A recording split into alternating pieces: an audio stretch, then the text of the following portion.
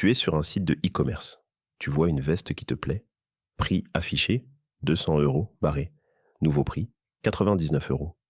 Ton cerveau ne se demande pas, est-ce que cette veste vaut 99 euros? Non, il crie. Incroyable, 101 euros de réduction. C'est l'affaire du siècle. Le premier chiffre, 200 euros, même s'il était peut-être gonflé, est devenu une encre. Et ton jugement vient de se faire pirater. Chacune de vos décisions financières est dictée par un code invisible dans votre cerveau. Ensemble, nous allons le déchiffrer. Vous écoutez Ton cerveau et ton argent par Argent Mental. Bonjour et bienvenue dans ce nouvel épisode d'Argent Mental. Aujourd'hui, on dissèque l'un des biais les plus puissants et les plus exploités par le marketing et la négociation. Le biais d'ancrage. On va comprendre comment un simple chiffre, parfois complètement arbitraire, peut prendre notre rationalité en otage et dicter nos décisions. On verra comment il influence le prix que l'on paie, le salaire que l'on négocie, et même la valeur que l'on attribue à nos investissements. Et avant cela, notre boussole, la déclaration de principe d'argent mental. Ce podcast est une exploration éducative et psychologique. Notre seul but est de vous aider à penser plus clairement. Il ne constitue en aucun cas un conseil financier en investissement ou une forme de thérapie. La décision finale vous appartiendra toujours. Ceci étant posé, commençons. Le biais d'ancrage est notre tendance à nous fier de manière excessive à la première information que nous recevons pour prendre une décision. Cette première information, l'encre, sert de point de référence et toutes nos estimations ultérieures ne seront que des ajustements par rapport à cette encre initiale. L'expérience qui a révélé ce biais est aussi simple que géniale. Elle a été menée, encore une fois, par nos deux psychologues préférés, Kahneman et Tversky. Ils ont pris un groupe de participants et ont fait tourner une roue de la fortune truquée qui s'arrêtait soit sur le chiffre 10, soit sur le 65. Juste après, ils leur ont posé une question qui n'avait absolument aucun rapport. Selon vous, quel est le pourcentage de pays africains membres de l'ONU? Les résultats furent de sans appel. Le groupe qui avait vu le chiffre 10 a estimé en moyenne que ce pourcentage était de 25%. Le groupe qui avait vu le chiffre 65 a estimé en moyenne un chiffre de 45%. Un chiffre sorti d'une roue de la fortune, complètement aléatoire et sans aucun lien avec la question, a servi d'encre et a radicalement influencé leur jugement. Une fois qu'on a compris ça, on voit ce biais partout. Dans une négociation de salaire, la première personne qui donne un chiffre pose l'encre. Si le recruteur vous propose 40 000 euros d'entrée de jeu, toute la négociation va se dérouler autour de ce chiffre. Vous allez peut-être réussir à obtenir 42 000 ou 45 000. Mais si vous aviez été le premier à parler en demandant 60 000 euros, la conversation aurait été complètement différente, même si vous aviez fini par accepter 55 000. L'encre initiale définit le cadre de la discussion. En immobilier, le prix affiché sur l'annonce est une encre surpuissante. Tous les acheteurs potentiels vont l'utiliser comme point de référence pour leurs offres, même s'il a été fixé de manière arbitraire par le vendeur. Ils négocient par rapport à ce chiffre, au lieu d'évaluer la valeur intrinsèque du bien. Sur les marchés financiers, c'est la même chose.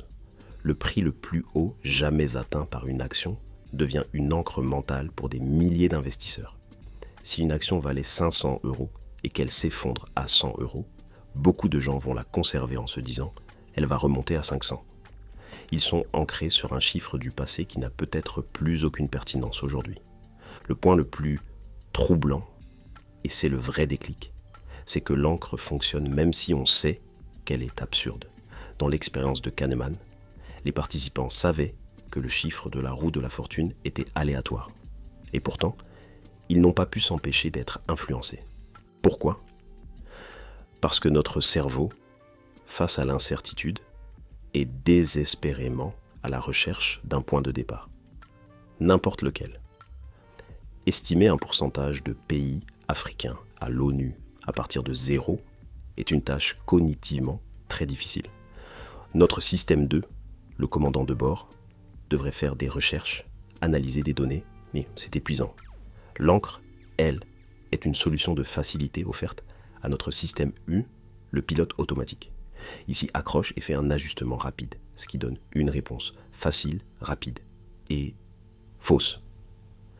L'encre ne fait pas que nous influencer, elle contraint notre champ de pensée. Elle crée une fourchette de plausibilité dans notre esprit. Si le prix affiché est de 200 €, notre cerveau considère que les prix plausibles se situent entre, disons, 150 et 250 €. Une valeur de 50 € semble alors complètement irréaliste. L'encre ne nous donne pas une information. Elle nous enferme dans un cadre de référence. C'est pour cela qu'il est si difficile de s'en défaire. Comment lever l'encre ? Comment libérer son jugement de cette première information ? Cela demande des protocoles actifs de décontamination mentale. Le premier, poser sa propre encre. C'est la règle d'or en négociation. Soyez toujours, si possible, le premier à donner un chiffre. Mais pas n'importe lequel. Un chiffre qui soit ambitieux, mais que vous pouvez justifier. En posant la première encre, vous prenez le contrôle du cadre de référence de la discussion. C'est l'autre partie qui devra faire l'effort de s'ajuster à votre chiffre, et non l'inverse. Que ce soit pour un salaire, le prix d'une voiture d'occasion ou une prestation en freelance, celui qui ancre en premier a un avantage psychologique majeur. Le deuxième, faire un reset mental actif. Quand une encre vous est présentée, ne jouez pas le jeu. Ne commencez pas à négocier à partir de ce chiffre. Le premier pas est de le rejeter consciemment. Vous pouvez même le dire. Ce chiffre me semble très éloigné de l'évaluation que j'ai faite. Mettons-le de côté pour l'instant. Puis, faites l'effort de générer votre propre encre basée sur vos propres recherches. D'après mes recherches sur des postes similaires, le marché se situe plutôt dans cette fourchette. Vous ne vous ajustez pas à l'encre de l'autre, vous lui opposez la vôtre. Le troisième, envisagez les extrêmes. C'est une technique pour casser l'effet d'une encre. Si vous pensez qu'une action à 100 € est surévaluée, ne vous demandez pas si elle vaut 90. Demandez-vous, quelles sont les conditions qui pourraient la faire tomber à 20 € et quelles sont les conditions qui pourraient la faire monter à 300 €. En forçant votre cerveau à envisager des scénarios extrêmes et à les justifier, vous l'obligez à se détacher de l'encre initiale et à penser en termes de possibilités et non plus d'ajustement. Et le quatrième, utilisez l'ignorance stratégique. Parfois, la meilleure défense est d'éviter l'encre. Si vous voulez évaluer une entreprise pour y investir, essayez de faire votre analyse fondamentale. Lire les rapports, évaluer le business, avant de regarder le cours de l'action. Le cours actuel est une encre extrêmement puissante qui va inévitablement biaiser votre jugement sur la valeur réelle de l'entreprise. C'est difficile, mais c'est un exercice d'hygiène mentale redoutable. Approfondissons ces protocoles, car c'est dans leur application que se trouve la véritable libération. Le premier, poser sa propre encre, est un acte offensif. C'est passer de la position de celui qui subit l'influence à celui qui la crée. Dans une négociation salariale, cela demande une préparation intense. Vous ne pouvez pas juste lancer un chiffre en l'air. Vous devez construire un dossier, les salaires moyens du secteur, vos réussites chiffrées de l'année passée, la valeur que vous apportez. Votre encre doit être haute, mais crédible. Quand vous l'énoncez, vous ne demandez pas. Vous affirmez votre évaluation du marché pour vos compétences. La conversation ne porte plus sur combien l'entreprise veut vous donner, mais sur comment l'entreprise peut s'aligner sur la valeur que vous représentez. C'est un changement de cadre total. Le reset mental, lui, est une technique défensive. Elle est cruciale quand vous n'avez pas le contrôle de la première encre, comme en immobilier. L'agent vous donne le prix et l'encre est jetée. L'erreur est de commencer à penser « bon, il en demande 500 000, je pourrais peut-être descendre à 480 000 ». Vous êtes déjà piégé. Le reset consiste à dire « stop, ce chiffre n'existe pas » et à faire votre propre analyse à partir de zéro en regardant le prix au mètre carré du quartier, les dernières ventes similaires, les défauts du bien. Vous arrivez peut-être à une valeur de 430 000 €. C'est votre encre. Maintenant, la négociation n'est plus comment obtenir un rabais de 20 000 €, mais comment combler l'écart de 70 000 € entre la valeur réelle et le prix demandé. Envisager les extrêmes est un protocole pour les décisions où l'incertitude est maximale, comme l'investissement. Quand vous êtes ancré sur un cours de bourse, vous êtes prisonnier d'une seule dimension. Cet exercice vous force à devenir un scénariste. Prenez une feuille et écrivez le scénario catastrophe. L'entreprise perd son avantage concurrentiel. ses marges s'effondrent, l'action tombe à 20 euros. Puis écrivez le scénario optimiste. Leur nouveau produit est une révolution, ils capturent tout le marché, l'action monte à 300 euros.